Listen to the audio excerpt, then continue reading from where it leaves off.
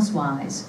The family of the house take to the trundle bed, while the floor is covered, with men, women, and children rolled in Indian blankets like silkworms and cocoons.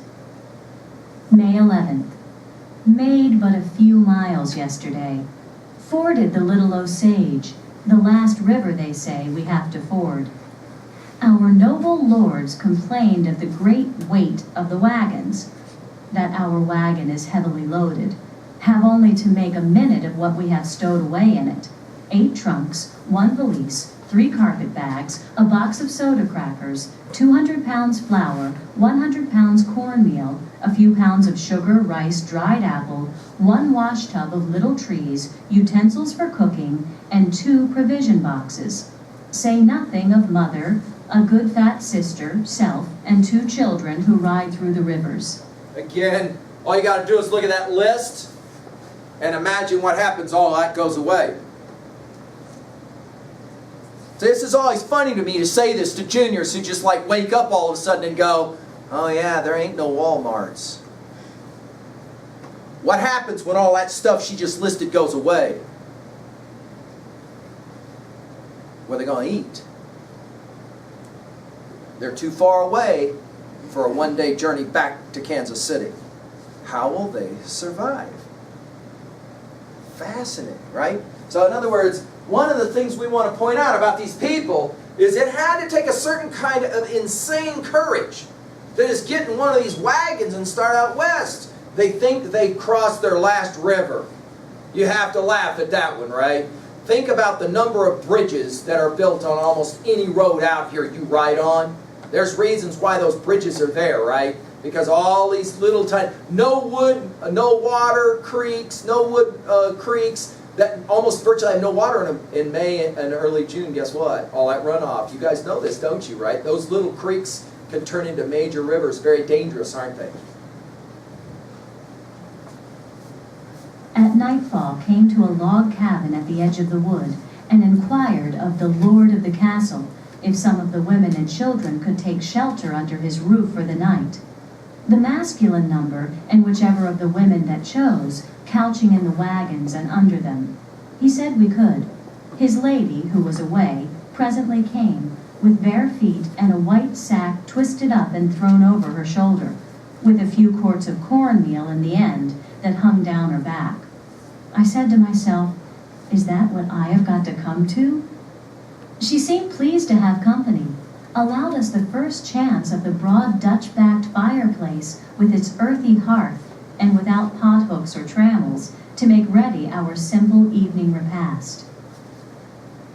Are now, May 11th, crossing the 20-mile prairie, no roads. Think Mrs. Voorhees will get walking enough crossing this prairie. She is quite a pedestrian, surely, for she has walked every bit of the way in so far from Kansas City, almost 100 miles. Arrive at Elm Creek.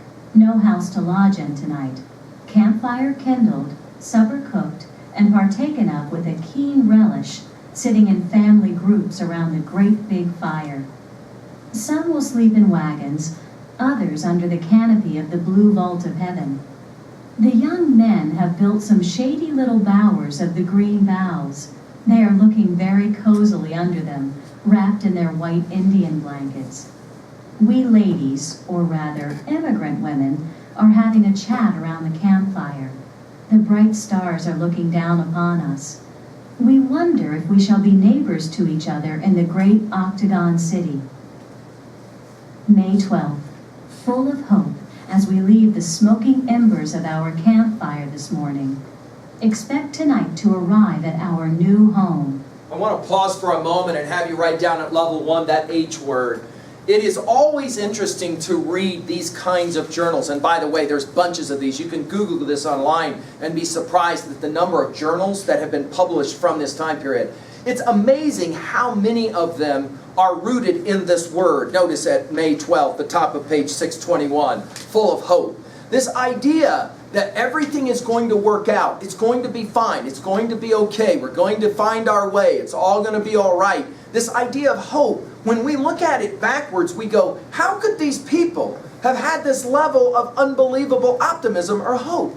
Because if they knew what you know about this terrain in this country out here, did you read that? Did you see it? No roads. We ran out of roads. So now all of a sudden we got no roads. Now we're just going to start going out into this area to try and find the place that we want to build our commune. Some of you will say, were these people completely insane? Some would answer, no, they were just very hopeful, optimistic Americans who wanted a place to live. It begins to rain, rain, rain like a shower. Right. We move slowly on from high prairie around the deep ravine, are in sight of the timber that skirts the Neosho River, have sent 3 men in advance to announce our coming, are looking for our secretary, Henry S. Clubb, with an escort to welcome us into the embryo city. If the booming of cannon is not heard at our approach, shall expect a salute from the firing of Sharp's rifles, certainly. No escort is seen. No salute is heard. Nobody's there. We move slowly and drippingly into town just at nightfall, feeling not a little nonplussed on learning that our worthy or unworthy secretary was out walking in the rain with his dear wife. We leave our wagons and make our way to the large campfire. It is surrounded by men and women cooking their suppers, while others are busy close by, grinding their hominy in hand mills. Look around and see the grounds all around the campfire are covered with tents in which the families are staying. Not a house is to be seen. In the large tent here is a cook stove. They have supper prepared for us. It consists of hominy, soft johnny cake, or cornbread as it is called here, stewed apple, and tea. We eat what is set before us, asking no questions for conscience' sake. The ladies tell us they are sorry to see us come to this place, which shows us that all is not right, are too weary to question, but with hope depressed go to our lodgings, which we find around in the tents and in our wagons. When lots and lots of these people showed up, the people living out here would look at them and say, do you have any idea what you're doing out here? Especially women. They would say to other women, what were you thinking leaving the city to come out here? Without a doubt, I would put it in my notes this way, without a doubt, the greatest challenge of the number of people that came out here were the women that came out. They were expected to be tough. They were expected to be fighters. And at the same time, they got to be the moms that raised the children. There is absolutely no question that these women who came were unbelievably tough women. Now, it does beg a few questions here at our annotations really quickly about this passage. Let's jump really quickly now to 2a, messages, themes of this reading. Let's just jot down a couple. I've already mentioned one, the unknown world, the new nation, the unknown of this. And yet the hope that's associated with it. These are Americans who have a dream, a hope, and they're going to come west. They obviously have no idea what's coming. The struggle, the challenge. Let's go ahead and list that as our second observation. This is a passage which shows clearly the real difficulty of the experience of coming out west. Notice, where are all the houses? There aren't any houses. Everybody lives in tents? Everybody lives in tents. What's going to happen when they run out of food? Well, I don't know, we'll just grow some more. Grow some more out of what? The ground has got to be prepared, which means it's got to be tilled up and the like. Woo, tough time. Let's go to 2b real quickly. Obviously here at 2b, we're going to focus on this form of writing called journal writing, right? It is a fascinating way to know our history, is to just read. Notice that in the passage on 6:21, it begins with the words full of hope, and it ends with the, oh no, what have we done? Do you think there's more of this coming in the published journal? There is. Journaling allows for us to get an insight of first-hand experience And I recommend to you that you have other kinds of this journaling that you will want to read. There's all kinds of interesting histories to be learned this way. Let's jump to level 3 quickly. At 3A, what is for you your favorite TV show or movie about Exploration West? What is your favorite understanding in a movie or a video game about what it's like to go on a long journey where you do not know if things are going to work out or not? See, but here's the other interesting thing. I pointed this out when a film was made about aliens arriving on our world. Notice that when these aliens arrive, what is the usual response by humans? We see it as they're here to attack or invade us. We have to fight, for example. One of these films set, for example, in Los Angeles, where there's fighting that goes on from doorstep to doorstep against the aliens, yes? What about the native peoples when all these people started arriving? What was that like? Think of the fear involved. Finally, let's go to 3B for this passage. What is for you a time in your own life when you had to take a long journey and you did not have a clue how it would end? You had ideas of what it would look like when you got there, and those ideas did not match up at all with what you found. For some of us, this was a journey from one place to another place. Might even have been from one country to another country. And when we arrived, we said, whoa, this is nothing like what I expected at all. Things so different. Another 3B question. What is the hardest thing about travel for you? Is it homesickness? Is it the new food, the new cuisine? Is it the new weather? She thought she was in summer at the end of July, or at the end of April. Yeah, no. And then the rains come. Right? You can't know stuff until you've experienced it. Right? Is that right? Finally, a 3B question. What is for you a place in the world you'd like to travel that you've not seen? Can you jot down, for example, a list of 2 or 3 places you'd like to see before you die that you have not seen? It might be a city. It might be a country. It might be a regional area. Some students say, you know, I've always heard Africa is really cool, and I'd like to go visit Africa before I die. I'd like to just once see Africa. Some students saying, I've always heard Russia is such a cool place. I'd like to see Russia. Or China. China, what an amazing country China must be. I'd like to go visit there. Let's now turn, and for some of you, you will go ahead and grab new annotations for this on 622, the Chief Joseph passage. We've already given you the history, of course. Now let's turn to the actual statement itself. The first thing we want to point out about this passage is at 2B, this is a speech. We can, of course, compare it at 3A with the Gettysburg Address, recently studied and analyzed. This is another kind of speech. Let's go ahead and say what it is at level 1. This is a speech of resignation. I will fight no more forever. Chief Joseph, one of the greatest warriors who ever lived, finally has been run to ground. And he will finally say it. Read with me the background information on 622.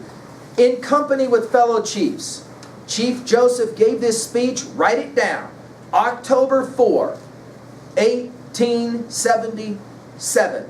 There may be something about that date and the month of October. He did this speech, he gave this speech just a few miles north of where you guys are now sitting. And if you know anything about October, and you know anything about October 4, November 4 is coming. And you, of course, are aware of what that means in terms of the weather. He realized it was over, that he could not do it anymore. He couldn't take the women and the children and the elderly and keep running, trying to get north, away from those who are hunting him to exterminate, of course, his life. And so he will speak to an aide of General Oliver Howard. You want to write that down. The aide recorded and delivered this speech to his commander. Notice that you will say this is a very short speech, and yet a tragic speech. Let's follow it, and then we'll exegete. Final comments by a famous warrior. I will fight no more forever. I will fight no more forever, by Chief Joseph. Tell General Howard I know his heart. What he told me before, I have in my heart. I am tired of fighting. Our chiefs are killed. Looking Glass is dead. Tuhulhuzote is dead. The old men are all dead. It is the young men who say yes and no. He who led on the young men is dead. It is cold, and we have no blankets. The little children are freezing to death. My people, some of them have run away to the hills and have no blankets, no food. No one knows where they are, perhaps freezing to death. I want to have time to look for my children and see how many I can find. Maybe I shall find them among the dead. Hear me, my chiefs. I am tired. My heart is sick and sad. From where the sun now stands, I will fight no more, forever. Now, I've had a number of juniors that have looked at this passage and said, this may be the saddest set of lines that they've ever read. Let's begin, though, at level 1 by just asking, what does he say in this brief speech of resignation? Notice he begins by pointing out, I know the heart of the person who is forcing us to surrender. I know his heart. I know what he is. I know who he is. Look at what he says next. I'm tired. I'm tired of fighting. I'm tired of running. He is giving up. Notice the next thing he says. The old men are all dead. The young men are the only ones now who can speak. In other words, at 2a, let's jot it down. Chief Joseph is really concerned that the wise men, the old men, the one who know the culture, the old, they're all gone. Only the young now, only the young get to speak. Something has changed already in this culture, hasn't it? Notice he will list the great warriors, dead, gone. Finally, he will point out that the children are freezing. They're starving. There is nothing left to do. He says it again. I am tired. My heart is sick and sad. This is, of course, a moment in time that we will work with now at 2a. Let's go to work with 2a. What is a primary message here that we want to identify? Well, obviously one primary message here is this is the end. And the recognition of the end, right? That says it's over. It's over. What we once had is done. Number 2, message. There is no going back. There is no returning. We will never be able to return to the situation that we once had. Our world is ended. Notice, finally, number 3. As a leader, he says, I no longer can lead. I can no longer lead. It's over. Now at 2b, let's point out, this is a speech. But notice, much like the Gettysburg Address, which we could list at 3a, this is a speech that's very short. It's not a long speech, but it says everything that is in his heart that is broken and sad. He's sick at heart, he says. This speech, notice, begins, first of all, with a comment about the person who is victorious over him. And it ends, notice, by speaking directly to the chiefs themselves and to say, I don't want you to fight. I don't want you to fight anymore. It's over. It's done. I'm giving up. Let's jump to 3a really quickly.